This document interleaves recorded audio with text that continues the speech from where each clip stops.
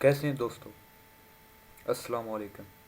آج کے ولاگ میں ہم آپ کو بتائیں گے کہ کنگڈم آف سعودی عربیہ اور امریکہ کے تعلقات کے مختلف ادوار کیا تھے۔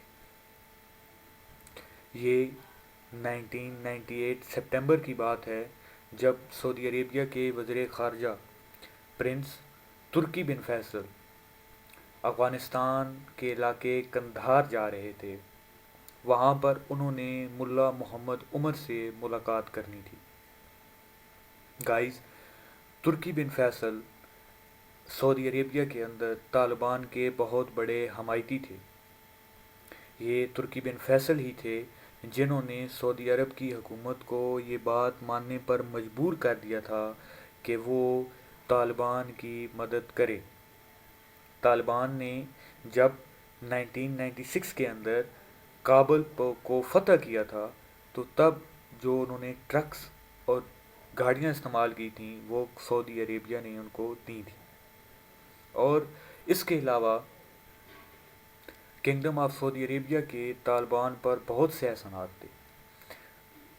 کنگڈم آف سعودی عربیہ میں علماء حضرات تقریریں کرتے تھے اور ان تقریروں کے اندر وہ طالبان کی حمایت کرتے تھے، اور اس کے علاوہ سرکاری سطح پر بھی طالبان کے لیے چندہ اکٹھا کیا جاتا تھا۔ اگر آپ کنگڈم آف سعودی عربیہ کی بات کریں تو وہ یہ کام بغیر کسی معاونت کے نہیں کر رہا تھا، بلکہ وہ یہ کام اس لیے کر رہے تھے تاکہ طالبان جو ہیں وہ افغانستان سے ایران کا اثر و رسوخ ختم کر دیں، جو کہ طالبان کر چکے تھے، اور انہوں نے ایران کے حمایت یافتہ لوگوں کو صرف ایک علاقے تک محدود کر دیا تھا۔ اب سعودی عربیہ کے وزیر خارجہ ترکی بن فیصل ان احسانات کی پوٹلی لیے کچھ ثبوت اپنے ساتھ لیے افغانستان جا رہے تھے، جہاں پر انہوں نے طالبان کے امیر ملا محمد عمر سے ملنا تھا۔ یہ ساری چیزیں وہ اپنے ساتھ لے کر افغانستان کے علاقے قندھار پہنچے، لیکن جب وہ قندھار پہنچے، جب ان کی ملا محمد عمر سے ملاقات ہوئی تو ان کے ہوش اڑ گئے۔ جب انہوں نے یہ ساری باتیں ملا محمد عمر سے کیں تو انہوں نے مدد کرنے سے انکار کر دیا، بلکہ جب انہوں نے ان ثبوتوں کی پوٹلی کھولی اور ملا محمد عمر کے سامنے پیش کی تو انہوں نے یہ بات کی کہ یہ تو دشمن کے دیے ہوئے ثبوت ہیں، ہم ان پہ کیسے اعتماد کریں۔ پرنس ترکی بن فیصل یہ سن کر بہت زیادہ پریشان تھے۔ اب سعودی عربیہ نے افغانستان کے ساتھ سفارتی تعلقات کو کم کر دیا۔ آپ یہ کہہ سکتے ہیں کہ نہ ہونے کے برابر تھے۔ اب سعودی عربیہ مکمل تعلقات تو ختم نہیں کر سکتا تھا، کیونکہ اگر وہ مکمل تعلقات ختم کرتا تو وہ ایران کے لیے افغانستان میں راستہ صاف کر دیتا، جو انہوں نے نہیں کیا۔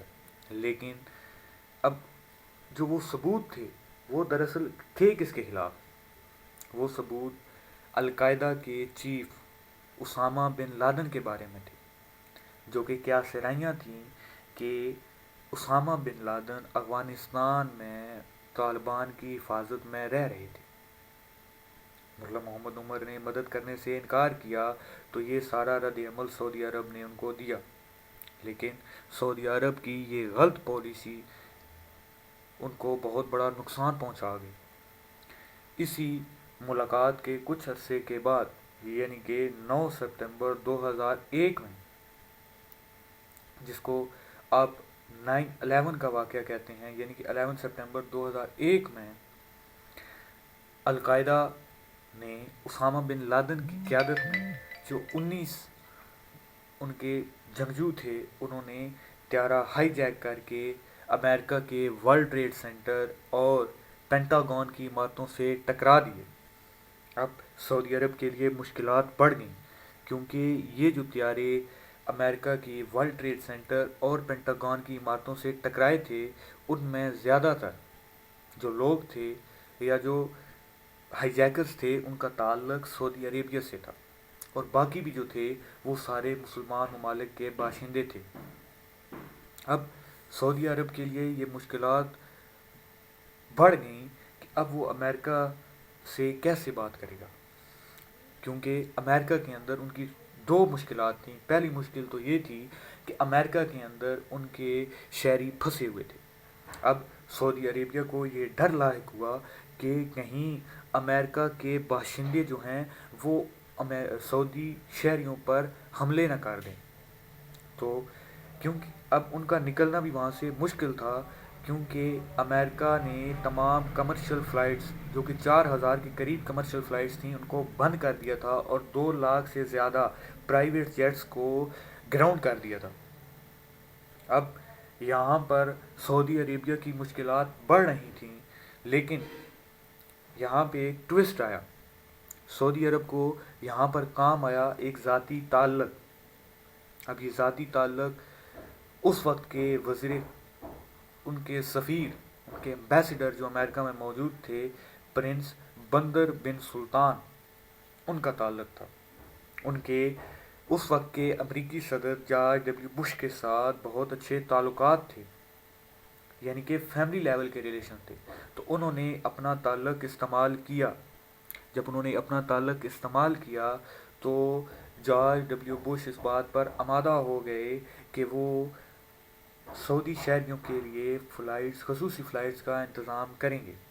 جب ان کو یہ اجازت مل گئی تو ایک فلائٹ کے اندر 140 سعودی شہری، جن میں سعودی شاہی خاندان سے تعلق رکھنے والے لوگ بھی تھے اور بن لادن کمپنی کے لوگ بھی تھے، کیونکہ یہ بات ڈھکی چھپی نہیں تھی کہ بن لادن گروپ کے لوگ امریکہ میں کام کر رہے تھے، کیونکہ بن لادن جو ہے وہ ایک بہت بڑی کنسٹرکشن فارم ہے اور اس کے کارکنان آج بھی امریکہ میں کام کر رہے ہیں۔ تو یہ خصوصی طیارہ ان لوگوں کو لے کر سعودی عرب پہنچ گیا۔ اب سعودی عرب کی پہلی مشکل تو حل ہو گئی، اب سعودی عرب کی دوسری مشکل کیا تھی؟ تو مائی ڈیئر کیوریس فیلوز، سعودی عربیہ کی دوسری مشکل یہ تھی کہ اب 9/11 کا جو واقعہ ہوا تھا اس کے جواب میں امریکہ افغانستان پر حملہ کرے گا، اور افغانستان پر حملہ کرنے کی وجہ سے افغانستان میں موجود طالبان جو کہ سعودی عرب کے اتحادی تھے، سعودی عرب کو سفارتی لحاظ سے بہت بڑا نقصان ہوگا۔ کیوں؟ کیونکہ امریکہ پر اب یہ بہت بڑی بات تھی کہ سعودی باشندوں نے امریکہ پر جو ہے وہ حملہ کیا تھا۔ اب مائی ڈیئر کیوریس فیلوز، اب آگے کیا ہوا؟ امریکہ نے اسامہ بن لادن اس وقت جس علاقے میں موجود تھے، خوست، اس میں میزائل طاق کیے جو کہ پاکستانی فضا سے ہوتے ہوئے افغانستان کے علاقے خوست میں گرے۔ لیکن امریکہ کا یہ حملہ ایک لحاظ سے کامیاب رہا، لیکن ایک لحاظ سے ناکام۔ کامیابی ان کو یہ ملی کہ اس سے ایک جنگجو کیمپ تو تباہ ہو گیا، لیکن اسامہ بن لادن اس حملے میں بچ گئے۔ اب اسامہ بن لادن اس حملے میں بچ گئے تو امریکہ نے ان کو گرفتار کرنے کی کوشش کی۔ اب اگر امریکہ افغانستان پر حملہ کرتا تو یہ ڈائریکٹ جنگ ہوتی طالبان کے خلاف، جو کہ مشکلات پیدا کر سکتے تھے سعودی عربیہ کے لیے، کیونکہ سعودی عربیہ نہیں چاہتا تھا کہ ایران جو ہے وہ افغانستان، جس طرح لبنان پر انہوں نے ایک راستہ کلیئر کیا تھا، اسی طرح وہ یہ نہ کر دیں کہ افغانستان میں ایران کی حکومت پیدا ہو جائے، یا اگر طالبان کی حکومت وہاں سے جاتی ہے یا شمالی اتحاد کی حکومت بنتی ہے تو وہ حکومت بھی سعودی عربیہ کے ساتھ کام نہیں کر سکے گی۔ کیوں؟ کیونکہ طالبان کے ساتھ جو ان کا اتحاد تھا وہ اب اس نئی حکومت کے ساتھ تو نہیں ہو سکتا اس لیول کا۔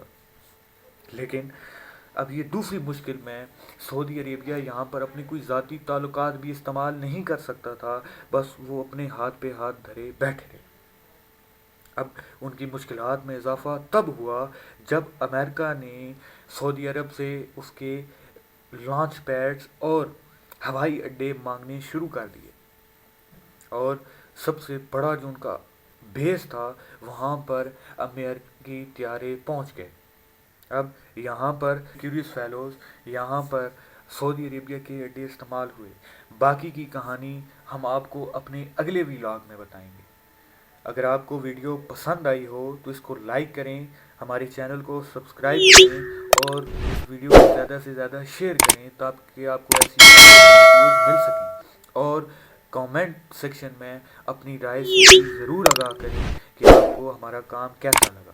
شکریہ۔